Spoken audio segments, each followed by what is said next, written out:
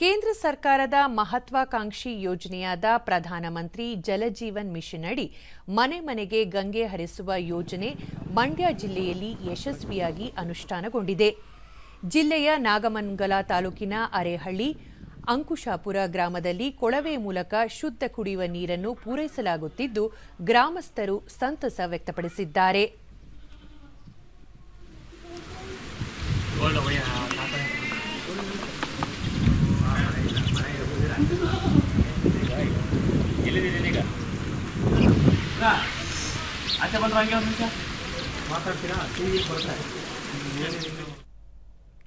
ದೂರದರ್ಶನದೊಂದಿಗೆ ಫಲಾನುಭವಿಯರಾದ ಪ್ರತಿದಿನ ನೀರಿನ ಪೂರೈಕೆಯಿಂದ ದೈನಂದಿನ ಚಟುವಟಿಕೆಗೆ ಸಹಾಯವಾಗಿದೆ ಎಂದರು.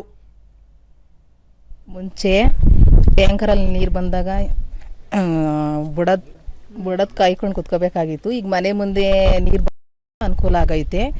ಬೇಗ ನೀರು ಹಿಡಿದ್ಬಿಟ್ಟು ನಮ್ಮ ಕೆಲಸ ಮಗಳು ಮಾಡ್ಕೋಬಹುದು. ಮತ್ತೋರ್ವ ಫಲಾನುಭವಿ ಅಶ್ವಿನಿ ಗ್ರಾಮದ ಪ್ರತಿ ಮನೆಗೆ ನೀರಿನ ಸಂಪರ್ಕ ಕಲ್ಪಿಸಿದ್ದು, ನೀರಿನ ಸಮಸ್ಯೆಗೆ ಪರಿಹಾರ ದೊರೆತಿದೆ ಎಂದು ತಿಳಿಸಿದರು.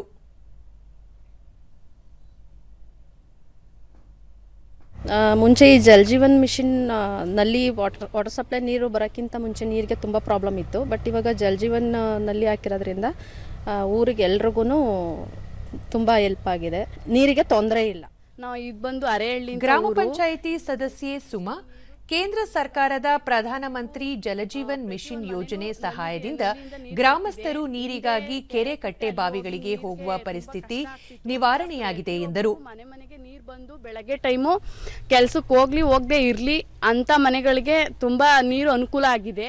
ಈ ಹಿಂದೆ ತೊಂಬೆಗೆ ಗ್ರಾಮ ಪಂಚಾಯಿತಿ ಅಭಿವೃದ್ಧಿ ಅಧಿಕಾರಿ ಮಲ್ಲೇಶ್, ಕೇಂದ್ರ ಸರ್ಕಾರದ ಯೋಜನೆಯಡಿ 14 ಗ್ರಾಮಗಳ ಪೈಕಿ 6 ಗ್ರಾಮಗಳಿಗೆ ಕೊಳವೆ ಡೆಲ್ಲಿಗಳ ಮೂಲಕ ಕುಡಿಯುವ ನೀರನ್ನು ಒದಗಿಸಲಾಗಿದ್ದು, ಶೀಘ್ರದಲ್ಲಿ ಉಳಿದ ಗ್ರಾಮಗಳಲ್ಲಿ ನೀರಿನ ಸಂಪರ್ಕ ಕಲ್ಪಿಸಲಾಗುವುದು ಎಂದು ಹೇಳಿದರು.